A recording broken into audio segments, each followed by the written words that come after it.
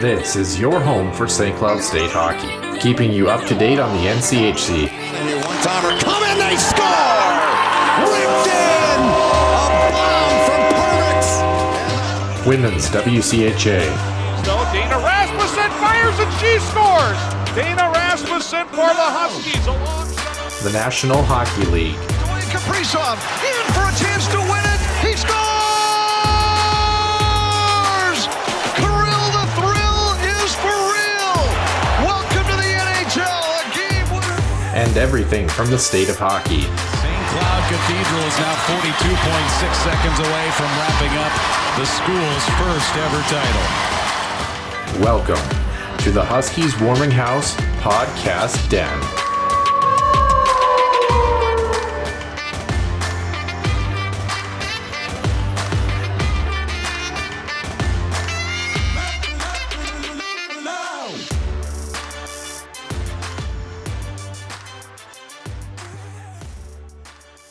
And episode number 68 of the Healthy Scratch interview segment coming to you on this Thursday morning. Of course, I'm going to be in my vehicle at this current point in time here, Mr. Maxon, coming to see you for the first time since we were actually up in Duluth March 6th of 2020. How fitting is it that we had a Duluth guest on there? I know you're not excited to see me, but we were excited to have this guest on. Only the second guest ever to be on the show that doesn't have direct ties with St. Cloud in any way, shape, or form. The only other being Bob Motzko, just because he's with a rival organization, I should say. But of course, Bob had some ties. But Bruce Ciskie joined us from Duluth Radio.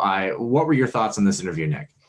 Well, with Bruce, you get a guy that's very articulate, very intelligent, has been around that program for a number of years, and quite the storyteller. I wish we could have more time to record with him, because some of the stories we shared both before and then after we recorded the show, Noah, just fantastic, again, from Bruce. Again, and just some of the points of view that he has on certain topics, I think, are very important. And I think some of the advice that he'll give to some of the Huskies fans for this upcoming season, I think you're going to want to hear that. So, again, fantastic interview for Bruce. Again, he's always been cordial. I've had multiple conversations with him, both at the Herb Roach National Hockey Center, at the Xcel Energy Center prior to some big Nchc games, and of course, up at him. So he's always been a great guy to be around, and full of hockey knowledge, full of great, just general human being. So it's going to be a great interview. I think Huskies fans are going to enjoy this one quite a bit.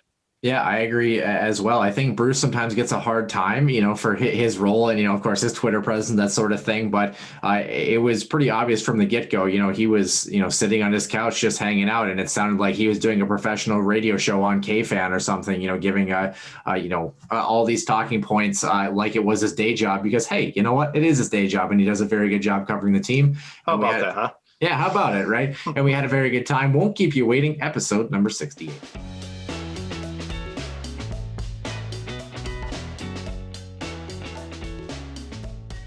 Episode number 68 here in the Healthy Scratch interview segment. Can you tell it is a Thursday night, Noah? Joining us here this evening is UMD radio voice, Bruce Ciskie. Bruce, thanks for joining us here on what seems to be, at least from my background, Huskies Warming Us podcast after dark is what it looks like, honestly. I was going to say, I don't know what you got going on over there. It's kind of weird. Looks like you're obviously prepping for October, so that's good. I prep for October. At least St. Cloud is. We'll get into Aaron Rodgers and the Packers a little bit later. I don't know if he's prepped for September or August. I'm not sure. But let's stick with Duluth here first of all, though. I guess first question is, again, I guess a quick recap of their last season, and I guess your initial thoughts and where they stand here. And I guess here, and it's July now. My gosh. Yeah, it is July. Another year, another Frozen Four run. That was the weirdest year ever, and I hope it never happens again. As much fun as it was to follow that team, it was just everything was aggravating. You miss having fans in the building, miss traveling. I made exactly 0 road trips last season. Hope that never happens again.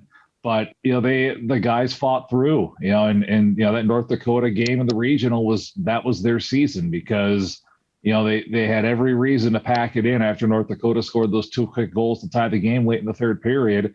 They come out in overtime. North Dakota almost ran them out of the building in the first 5 minutes of overtime. But after that, they settled back in. There were times they were the better team, and they probably got what they deserved in the end, which was the Luke Milomak winning goal in the 5th overtime to go back to the Frozen Four. And I know they didn't get the job done there, but that was a pretty special run that this group had, not just last year, but the couple of years prior to that. Going into that shutdown, a lot of people had them as a team that could win it all for a third straight year after having, they just won back to back. I mean, it's the golden era of Bulldog hockey, and we're all happy to be here for it. It's kind of interesting when you talk about Duluth, and I think Luke Millimock it's a great transition to talk about the coaching staff that's there right now. Of course, Scott Sandlin been there since 2000. And knowing a player like Luke, who I believe only saw 11 regular season games and not much ice time in that game before scoring arguably one of the most historic goals in college hockey to date. What does Scott Sandlin and his coaching staff bring to this Bulldog group from your perspective as media personnel, seeing him for so many years? Scott has masterfully identified the types of players that he wants. And it's not just what they do on the ice, it's their character in the locker room, it's their attitude. Luke Millimock walks in here and he said all the right things after he scored that winning goal. But what he said was he described the culture of this program. He walked in the door as a freshman, and Blake Biondi was sitting next to him. It's the same thing. Those kids walk in here, they know the history, they know what this team has done, and they know that these guys, these seniors, these juniors know nothing but winning and going to the Frozen Four. And what they want more than anything is to help get the team back to the Frozen Four, because that's what all these juniors and seniors know. That's all they've ever done in their college careers is go to the Frozen Four. And when you build that kind of culture and you bring the type of people in like Luke Millimock who want to carry out that culture in their 4-year run, it just makes it all the more special what you're able to do. And Scott's done a great job. His assistants have done a great job. You've seen what Brett's done at St. Cloud, and you're going to continue to see it because, he helped bring those players in here. The players they identified as the types of people they wanted, and he's bringing that exact same culture to St. Cloud. And Bruce, we're going to touch on those St. Cloud and Duluth connections, I think, a little bit later. But the question I had for you is, Duluth doesn't necessarily run their opponents out of the building in the regular season. They don't seem to be, this, dominant force, having this incredible regular season record. But when it comes push to shove, when the playoffs come, these team always seems to get the job done, at least as a recent history. I guess, do you have an idea of why Scott Sandlin or how he's able to get these players to step up when the games matter? I think that, again, that goes back to your culture, what you've built here. The expectations that they have here is that you'll play your best hockey in March and April. And, when you get there, you have games like that Western Michigan game in the Frozen Face-Off in Grand Forks where, they get a lead on you, they come back late, they tie the game, they force overtime, and you don't panic. Bad things are going to happen over the course of a game. It doesn't matter what level you're at, and how you respond to those things a lot of times it dictates the final result. And for UMD, a big part of what they've been able to do over the years is, keep that even keel. When things are going great, you play the same way. When things are going bad, you play the same way. And, in the playoffs, I think it works for them because that mentality is not too high, not too low, even keel. And it can drive these coaches insane when things aren't going well, because the players keep that even keel. And sometimes you want to see a little more urgency, a little more desperation out of the group. But at the end of the day, it's that even keel that I think has gotten UMD where they are. And you talk about, that culture aspect, right? It always revolves back to the guys in the locker room and guys that are coming back for a 5th year. Colby Roth, Colby Bender, Matt Anderson, Louis Ray on the docket. Noah Cates is staying put, and he's going to be a Bulldog for another season. What do those 5th-year seniors, especially Colby Bender, who had that breakout year last year, what do they bring to the table in that culture that has known nothing but winning in recent years? Colby Bender brings something else to this culture, and that's a guy that has worked his tail off to get where he is. You guys might not be aware of this, but his first couple of years, he barely played. And his Frozen Four debut was this past April against UMass, because the first couple of years at UMD, he was a healthy scratch at the Frozen Four. He didn't play in any of those games. And he typifies, I think, the kind of players that they like to have here, because they're 4-year guys, but they're guys that will leave a lot better than they came because they're going to come in and put the work in. I remember a conversation I had with Jason Herder, who was an associate coach at UMD up until a couple of years ago. And Hertz said, in Colby's freshman year, Bender, that is, he wasn't ready, and he recognized that he wasn't ready. He put the work in practice to get himself ready. It took time, but he kept putting that work in. And that's, again, it kind of speaks to the kinds of people you have here. But yeah, his speed, Colby Roth, that knows for the net that he has, such a smart player, can play on just about any line. Matty Anderson, I thought, had a really good year last year. Louis Rail helping mentor Wyatt Kaiser on that top defensive pairing, probably playing more minutes than he ever had before at UMD. I thought he held up really strong. Having those guys back and having Noah back, that leadership that he brings, and the ability he brings as a winger. And it sounds like the plan's going to be to get him back on the wing after he played center last season. I think that's big for this team as well, because Noah Cates on the wall is an absolute beast. Going to the net is a beast, and he doesn't have those defensive responsibilities that a center has. Doesn't mean he's not a good defensive player, because he's a very good defensive player. But I think he's going to be a little, the reins are going to be loosened a little bit for him. He'll be more impactful, I think, offensively, and develop into the kind of player the Philadelphia Flyers are going to love to have a chance to sign after next season. You talk about, a season that nobody wants to ever see again. Last season, certainly in terms of the scheduling and everything else that happened, I hope we don't see it again. But some of the things that are still kind of the ripple effect, Bruce, is that the transfer portal these last off seasons, you want to say, has been kind of different. But it seems like UMD might be the beneficiary of some transfer portal incoming. You have forward Casey Gilling coming in from Miami. He's going to be quite the addition, as you saw with St. Cloud, two transfer portal pickups that I think were very impactful in Jared Crocco and Seamus Donahue. But what are you looking forward to with Casey Gilling joining the UMD lineup for this upcoming season?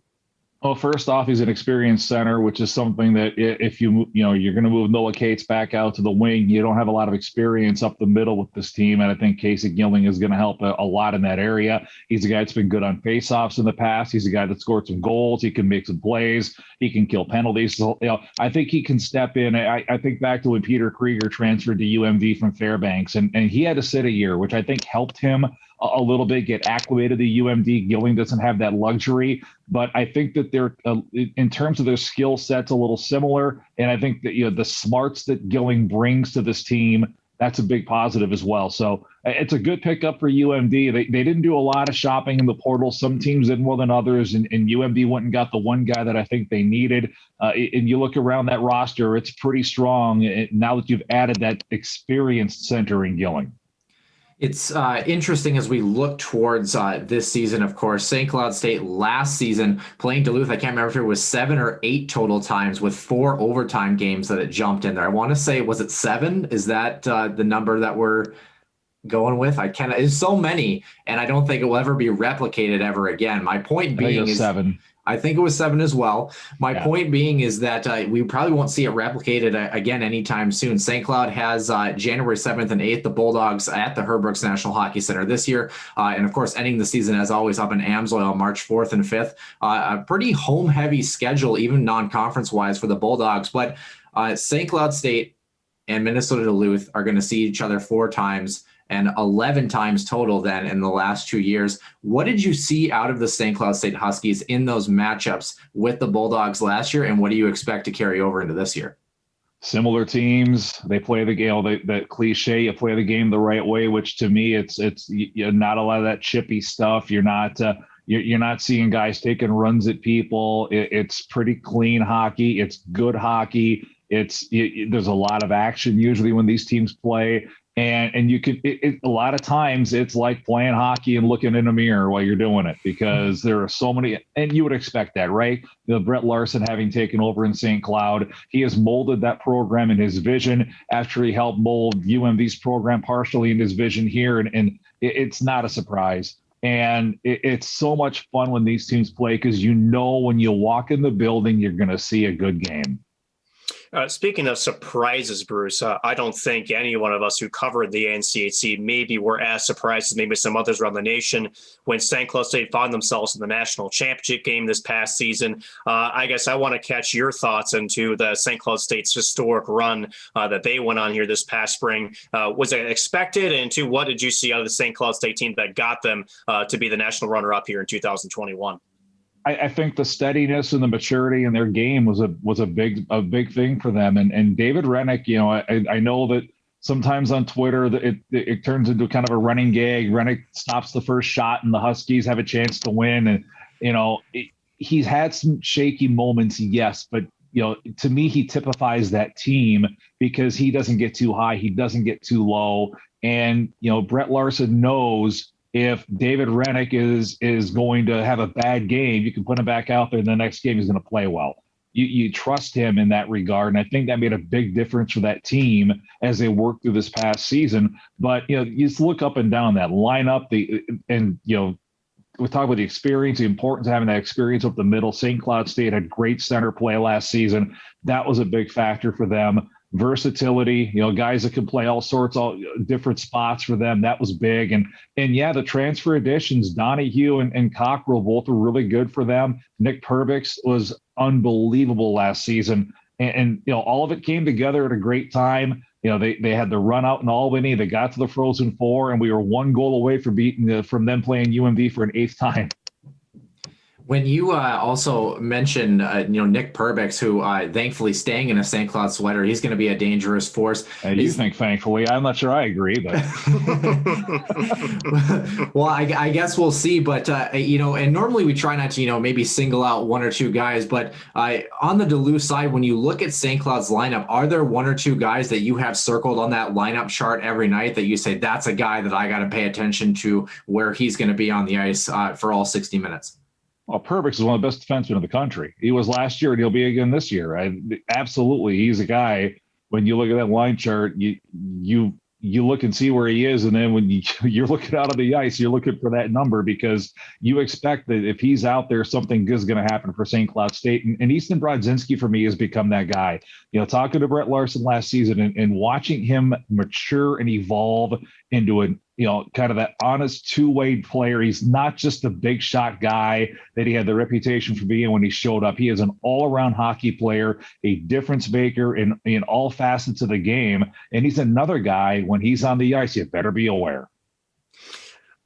Go ahead. No, I was just want to follow it up. We've talked about the man so much here, but really haven't had a question yet. And that's Brett Larson, a 7-year extension for the St. Cloud State head coach after 3 years behind the bench for the Huskies. Bruce, are you surprised at all for this 7-year extension? Do you think it might even be a little too short with what Brett brings to the table? And the better question is, what does Brett bring to the table?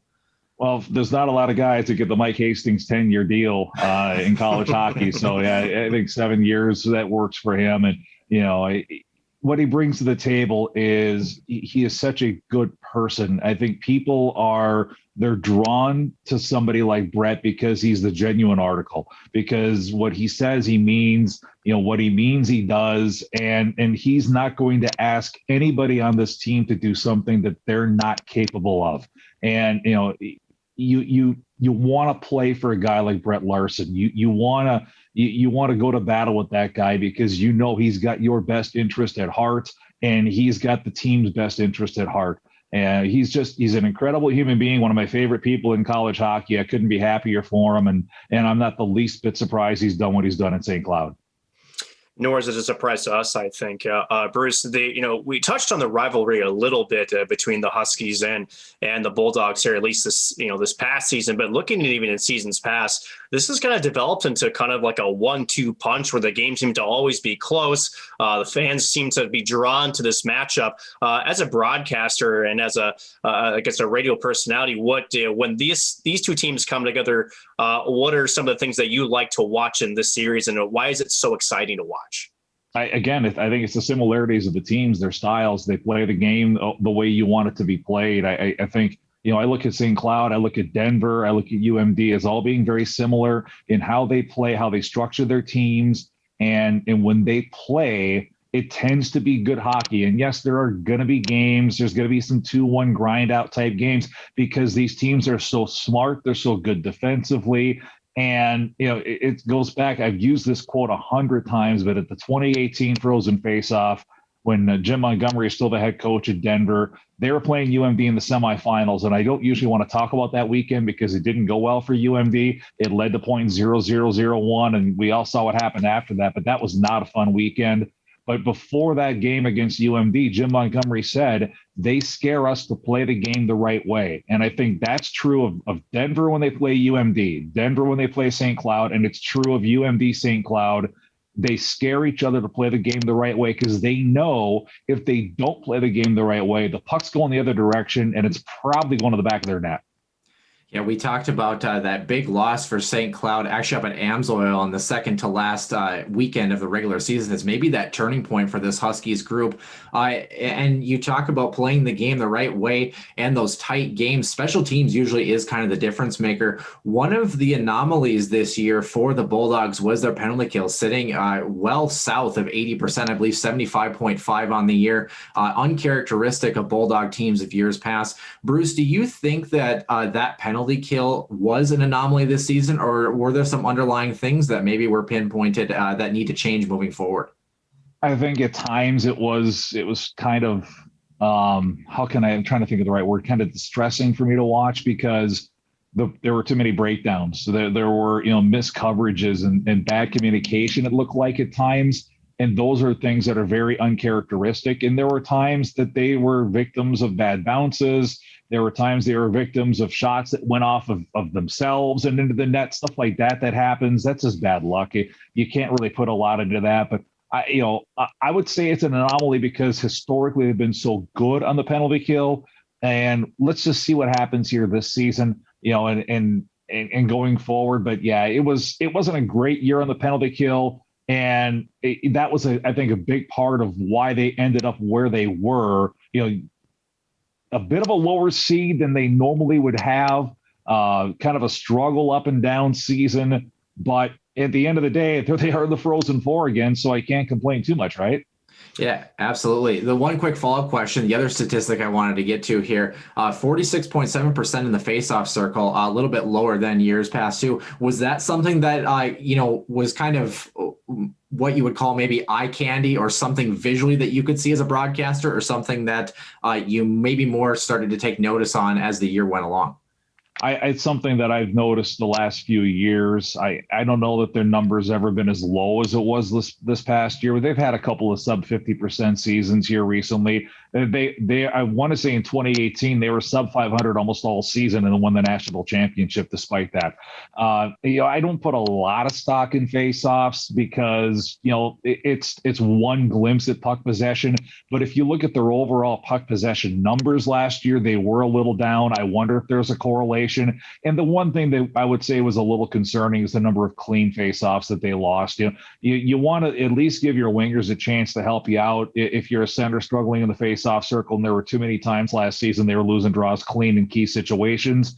And that's the kind of thing that's it can be very difficult on a team because that immediate possession and not having an opportunity to at least dig to work for that puck, it can get a little frustrating for guys. And I know for the head coach, it was at times last year pretty frustrating too. Bruce, I want to touch on the Frozen Four matchup just briefly against UMass, a team that went on to win the national championship, especially going into overtime period. One thing that I've never usually seen here, and I've been watching the Huskies and the Bulldogs here the better part of 3 to 4 years very closely now as a broadcaster, but never did I once see Duluth get completely pummeled and kind of trapped in their own zone as much as UMass did in that game. I guess how much would you say you attribute that to UMass being that good, which again, not taking away from them, the Minutemen were freaking good this year, but also for Duluth, do you think they ran out of gas, or what do you think, led to that overtime and being such a dominant form for UMass? I don't think it was one thing. First off, the credit goes to UMass. They rose their game to a level that UMD could not match. The reasons for that could be multiple things. It could be that the Bulldogs ran out of gas. It could be that UMass just had that gear that UMD did not. And that's going to happen sometimes. And there's not a whole lot you could do about it. But it was difficult to watch. And there were signs, I thought, in the third period that UMD was kind of falling away from its game a little bit. And I can't say I felt the best going into that overtime. The history certainly was on UMD's side. but history and 50 cents get you a cup of coffee. It doesn't mean a whole lot. It's nice to talk about during the overtime intermission. Once the game actually is being played, it doesn't help UMD necessarily in that moment. But yeah, it was everything that had gone wrong. It was lost faceoffs. It was, they couldn't get clean exits and they couldn't generate really any puck possession, do anything in the offensive zone. But you could see it coming to an extent, and when it did end, I can't say it was shocking the way it ended because, they were buzzing and they probably got what they deserved in the end. Looking ahead to this season, Bruce, and before we get to the fun questions, we've got a couple of those too. Some NCHC preview here. We had Ben Holden on last week, and we talked about our predictions for the NCHC. And I want you to listen carefully here because Ben had some discrepancy with our list here. We had Colorado College in the 8th spot, Miami in 7, Denver in 6, Omaha in 5.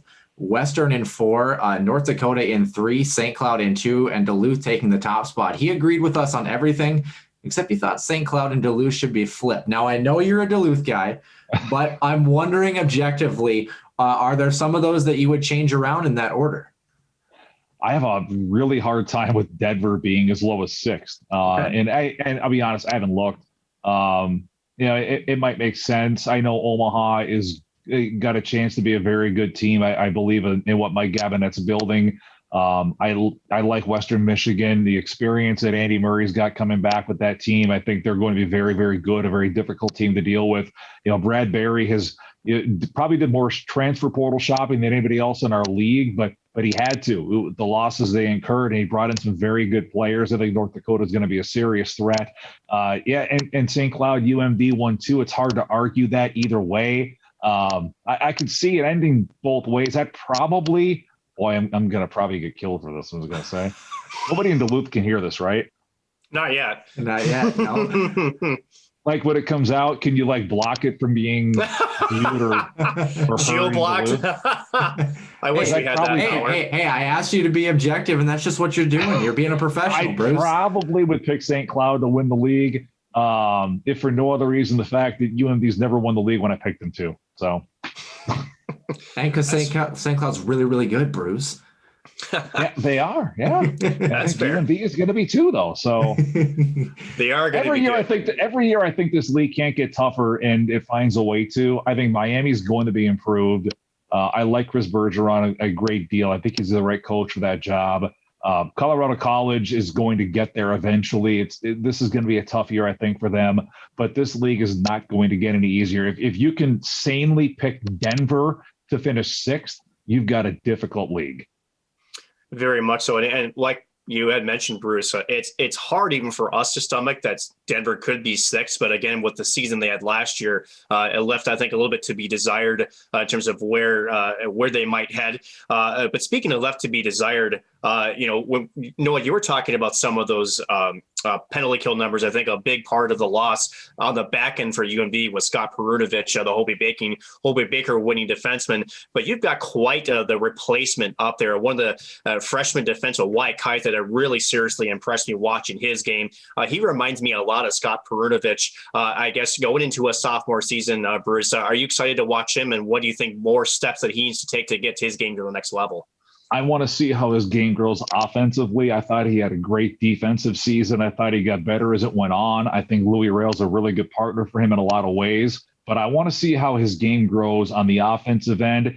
He's going to quarterback probably the top power play unit again. The Bulldogs last year struggled big time getting goals from the blue line. It's not something Scott Sandlin puts a big time emphasis on. I mean, this team got to the NCAA tournament, I think it was 5 or 6 years ago, and only one of their defensemen scored a goal at any point in the season. It was Andy Walensky. He scored 5. Those are the only 5 goals scored by defensemen that year for UMD. It's not ever been a big point of emphasis, but I do think it's an area they have to improve if they're going to take that next step. And I think Wyatt Kaiser, the offensive ability he has, I think he's front and center. Connor Kelly, we saw him step up offensively in the second half last season. And I'm going to be excited to watch what he does in his sophomore season. Wow, second freshman, whatever you want to call this, year coming off a year where nobody's charged eligibility. But Connor Kelly and Wyatt Kaiser are two guys that I think offensively are going to take a big step for UMD this coming season. 3 national championships, obviously, in the last decade for the Bulldogs. I believe, Bruce, you started working in Duluth in sportscasting around 1996. Is that a correct year that I have? And you've been on the mic solidly since 2009. Is that accurate? The broadcasting games thing's a long story. I started it in 2005 after the season had started. And then I left it in 2009, not by choice, came back in 2010, have had it ever since. I don't know how you did that research, but it's pretty impressive. 1996 sounds, October 1996 to be a little more precise about it. It's about when I got started broadcasting up here. So it's been, holy smokes, by the time the season starts, 25 years, and I still haven't left. Well, if it makes you feel any better, Bruce, I was born in December of 96, if that makes you feel any better. No, it doesn't make you feel any better at all, but thank you. You're welcome. As long as you don't pull me into the conversation, then we're fine. So I've got 10 years on it. My God, it was October of 86. So okay. We're on the same page, Bruce. I get you. Fair enough. My question that I was going to get to here, Bruce, of course, you're getting ready for, I believe that would be essentially your 11th season, somewhere around there. 17th. Yeah. Okay. Well, same thing, Bruce. Anyway, if you count the 2 stints, add it all together, it's 17. That's way too much math for me. My question being is I did see a piece in 2014 on one of your bios that at the time you said that the 2011 national championship was the highlight of your broadcasting career. Does that still stand true to this day, or since you've continued your tenure, is there other moments that have really started to kind of inch up there in popularity, if you will? I'm going to be honest. The 2019 Nchc championship game at XL Energy Center is up there now for me, only because I was standing next to my kid when they scored the winning goal. He was able to join me in the booth for that game. We had the time of our life that night. That was great. That was a lot of fun. So that was pretty special to have him next to me when Nick Sweeney scored that partial breakaway goal against who'd they play that night? I can't remember. Some team. No idea. Can you remind us? That might have been St. Cloud State. Oh, I mean, these guys? Oh, yeah. Yeah, those guys. We've heard of them. Actually, they were in the uniform that's over your right shoulder that night because they were the home team. Yeah. There's a little salt there. Salt Bay is right there. So it's all good. That was a hell of a hockey game, though, Bruce. That was. I told Josh Fenton that September at Media Day, I said, if you could bottle up a hockey game and show it as an advertisement for a neutral site conference championship and an event that they're trying to grow at XL Energy Center, you couldn't have picked a better game than that. That was what college hockey is supposed to be. Great atmosphere, 2 great hockey teams that were playing for, by the way, simply playing for a trophy. They had nothing else on the line that night, and they left it all out there. It was tremendous theater for everybody that was there to see it. Is it almost like shocking to think that last year when North Dakota had that third period come from behind win, that was the first time that a 1 seed has actually won the NCHC Frozen Faceoff since the league inception? Is it that surprising or not surprising at all? I don't think it's surprising at all. I mean, in a way, yes, because you expect the 1 seed's the best team and they're going to win the conference tournament. But it just shows you how tough a tournament this is to win, especially when you get to single elimination and anything can happen in a single elimination. That's what makes what UMD has done the last 3 years so doggone impressive, to get the 4 straight Frozen Fours in a single elimination tournament where anything can happen, and yet they still find ways to win. Pretty nuts. Speaking of teams who keep finding ways to win, I want to switch gears a little bit just because, Bruce, you're very active on Twitter and listening. I should say not listening, but reading. Active sometimes, right? But you're a Wisconsin guy, I gather. So I see a lot of chatter about the Milwaukee Brewers, the Green Bay Packers. I don't know, some football team out there that's, I don't know, kind of crazy. But I want to get at your take on a certain soldier that was out and not on the opt-out list. I want to get your thoughts on the Aaron Rodgers situation. And here's my thing about it. I think he's going nowhere. honestly. I think this is all theater. I think Aaron Rodgers is trying to pull every little media string that he can. I still think he suits up game one for the cheeseheads out there. And I think that he, again, will be the starting QB here for the Green Bay. I don't know. What are your thoughts? Did you guys watch The Last Dance, the Jordan documentary on ESPN during the quarantine last year? And I took that personally.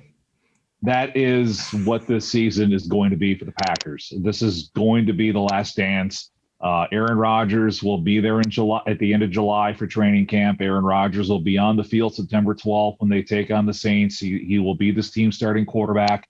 And come hell or high water, the season will come to an end. And whether they win a Super Bowl or get to the Super Bowl or lose because they kicked a field goal in the fourth quarter of the NFC Championship game again, whatever the final result is, they will, Aaron Rodgers and the Packers will go their separate ways, and so probably will a few other players on this team that are key cogs in this team go their separate ways from the team and go somewhere else to play. And the question then becomes, who ponies up for Aaron Rodgers? What can the Packers get for Aaron Rodgers? And, how quickly can they get back to that level when Aaron Rodgers moves on? Because I do think he will after the 2021 season. But I think the 2021 season, he'll be a Packer. And yeah, this has been theater. I think he's enjoyed every second of this. Somebody was whining the other day on Twitter about, he could just end all this right now if he wanted to. You're right, he could. And he's not, because he doesn't want to. He's enjoying all of this. And, to whatever extent Brian Gutekunst and Matt LaFleur and Mark Murphy are twisting in the wind, Rodgers loves that. He thinks it's great, but he has no leverage and he's not going anywhere. No, totally agreed. Bruce, I kind of want to get your thoughts on the Aaron Rodgers tenure just a little bit. Is it one Super Bowl win underneath Aaron Rodgers, if I'm correct on that? And granted, there was some, I call it an end zone call that was essentially called both ways against Seattle that probably shouldn't have been called one way. Do you think it's a little bit of a travesty that Aaron Rodgers has only won one Super Bowl championship, whether it's here or somewhere else? I think he's the caliber player that I think should have more than one ring. Don't you agree? So here's the thing. It's really hard to win. It doesn't matter what sport you're playing. It doesn't matter what level you're at. If being with this UMD program has taught me anything, it's to appreciate what's in front of you, because it is really hard to get there. Yeah, unless you're Tom Brady for some reason. He's got the magic formula. I don't know what it is. I don't get it. He wasn't even that good last season. He threw 3 picks in the second half of the NFC Championship game.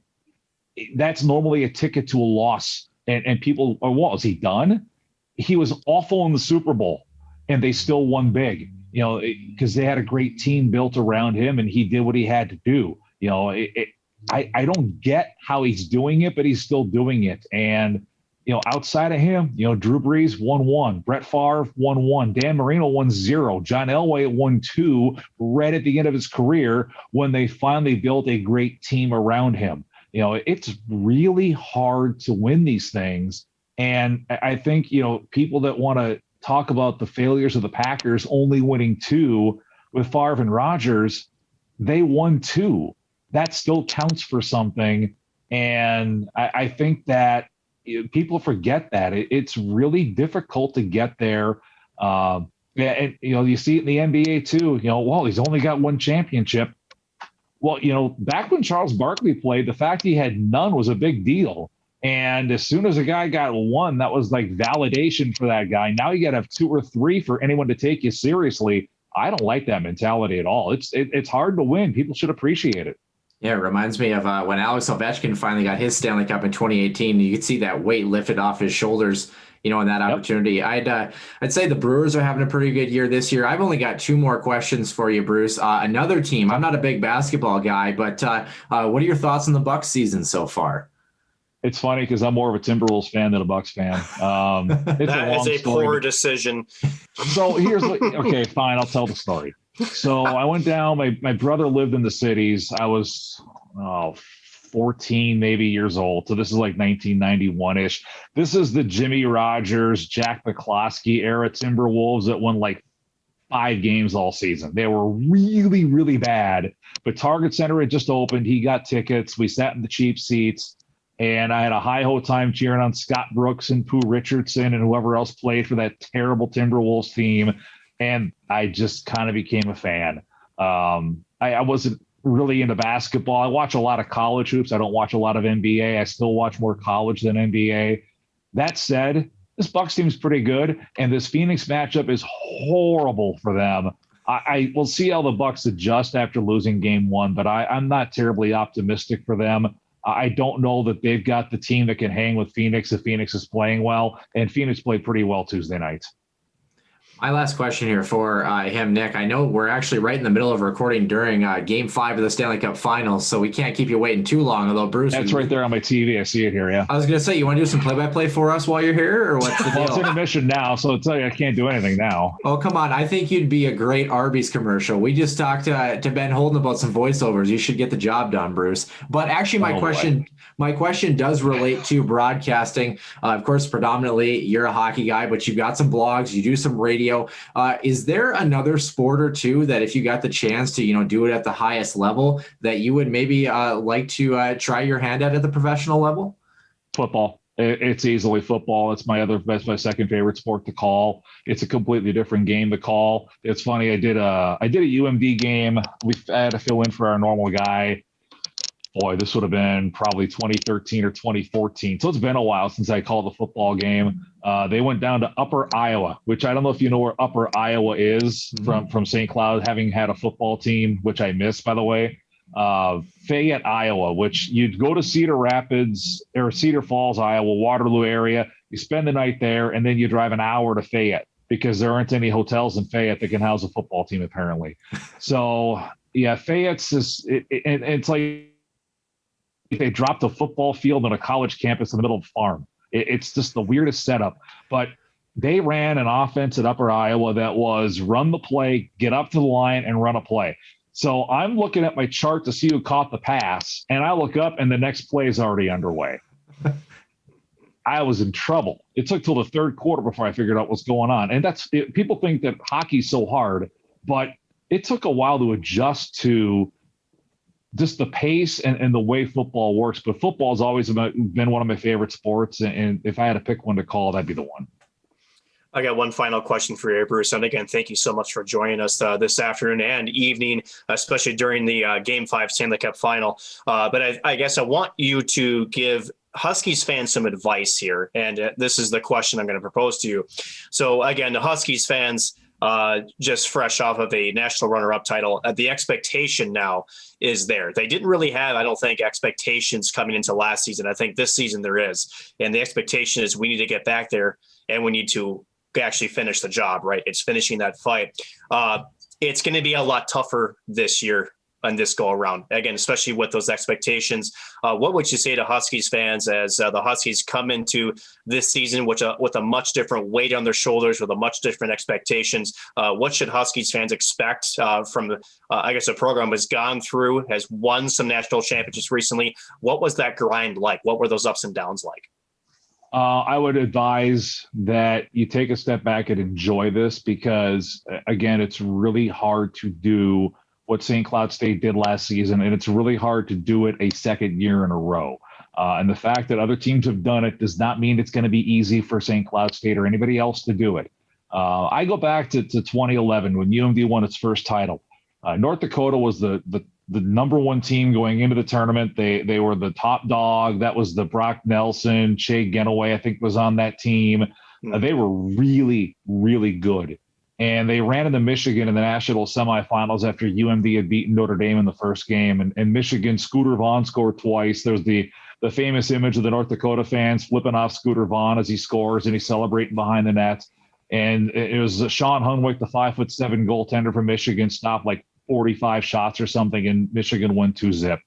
And I remember the press conference after that game, and I forget who the player was for North Dakota, but they asked him, can you still look at the season as a success? They won the WCHA. They got to the Frozen Four, and they thought their season was a failure because they didn't win a national championship. And I would caution, and this isn't just St. Cloud, this is everybody.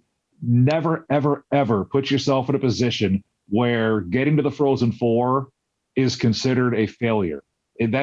Yes, I understand being disappointed when you lose, but you have to enjoy the season, enjoy the journey, and appreciate an accomplishment like that. for how difficult it is. And if you can do that, I'm not going to say it's easy, because it's hard to do that.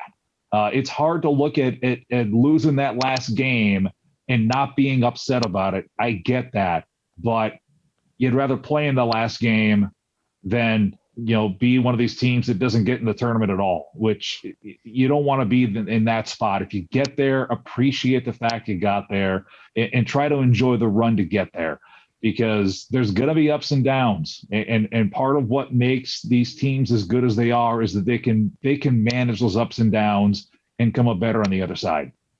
And a quick follow-up for you, Bruce. This season, again, fans at every single, I would think right now, we're expecting the NCHC. We had Josh Fitton on earlier this summer, fully expects that the buildings will be at full capacity. I guess for the players, for you, and I guess also for ourselves here, for the Huskies. How excited are you to finally be walking into a packed building to watch a college hockey game for this upcoming season? How's it not going to be emotional, right? I mean, we all took it for granted for all those years, and just the little things like walking into a quick trip on a road trip, I think for me, you'll appreciate them all over again. Walk into Ralph Engelstad Arena, which is, I don't care what anybody says about, you can say what you want about North Dakota. I understand why people don't like them, but I don't know how you don't appreciate that building when you walk into it. The history in that building, it's just a wonderful place to watch a hockey game. And to be able to do that again will be great. I think that's going to be awesome. I can't wait to get on the road and see fans in buildings. I can't wait to walk into our building, October 9th for a home opener against Bemidji and see fans. It's going to be great. I think it's going to be emotional for a lot of people in a way maybe they don't expect, because we took it for granted for all those years. We didn't have it last year. And I think now that we're seeing it in baseball games in full stadiums and these hockey games in full arenas, I think now we have maybe a greater appreciation for what having those fans means for the quality of the game that's being played in front of us. Bruce Ciskie, again, thank you so much for joining us. Best of luck to you and as well to the Bulldogs for this upcoming season. I'm sure we'll pass by each other both at either Amsoil or at the Herbrooks National Hockey Center, so I'll be sure to catch up with you soon. Have a great rest of the summer, and again, good luck. Thanks again for joining us. You got it, anytime, and we'll see you guys at the rink next season. I can't wait. Thanks, Bruce. Us as well.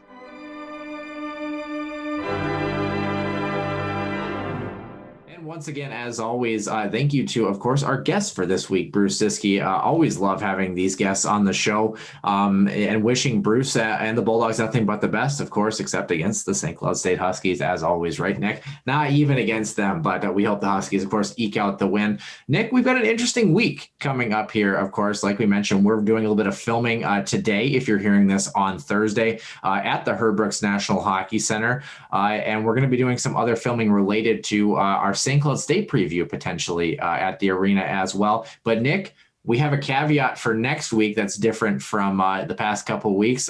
Do you know what that is? And can you inform our listeners as to the one change coming up for next week? Remind me, because my old brain is completely frozen solid. We'll put it that way. Folks, this is the part where I am rambling on and I try to give Nick Maxon something to talk about so that it sounds like we're having a rapport. But anyway, we're having a rapport with you as the listener. We will not have a guest next week because both Nick Maxon and I are on vacation, quite a literal vacation, not just a, hey, we feel like taking a week off. We're actually taking a week off in another place vacation. So it's strange, I know. So Nick, I guess for the listeners, where are you headed off to? I'm headed down to the Twin Cities to see family, actually in your neck of the woods near Apple Valley. Going to have some Raising Cane's and hang out. Where are you headed? Anything that's so far away from you. Actually, I'll be heading the opposite direction. I'll be heading up to northern Minnesota. A family's renting a cabin, and currently it's a big family. So myself, my three sisters, some of my nieces and nephews will be there. Of course, my parents. So it's going to be one jolly old great time at the cabin. Hopefully, everybody comes back alive because we do a lot of activities. It's fishing, it's wakeboarding, it's tubing, and somehow everybody comes out without any major injuries. That's all I'm hoping for. But there'll be plenty of celebrating. And as you and I both know, as we kind of get towards the end of July here, not only do we have some big NHL news coming, but we're also starting to prep for, I guess, the fall here. I guess the fall semester is only, at least for me, will be at that point only about 5 weeks away. So it's kind of like the not the last hurrah, but sort of kind of getting some energy out, trying to relax and enjoy yourselves before the grind kicks back in again, which will be my final, weird to say this, but final academic year at St. Cloud State. So big things coming. So. Yeah, time for you to get it the heck out of Dodge there, Nick. August 23rd August 23rd is at 4 p.m. is my start date. As far as we know, if you're listening to this, we're hoping that on Sunday, episode number 69, #nice, is going to be the St. Cloud State preview, barring any technical difficulties that we have. Then, like we mentioned, no guests next week. And then I believe episode number 70 will be the kind of last of our previews. We'll touch a little bit on that non-conference schedule that the Huskies have coming up there, as well as some other tidbits and information you won't want to miss. But that will do it. Episode number 68 with Bruce Ciskie. It was a blast as always, and we look forward to seeing you back in the den for episode number 69.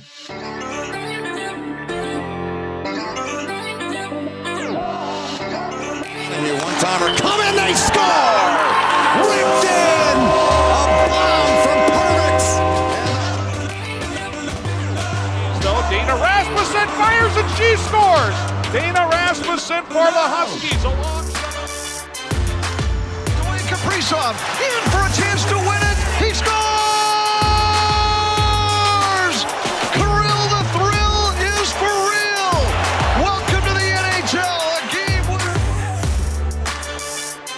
St. Cloud Cathedral is now 42.6 seconds away from wrapping up the school's first ever title.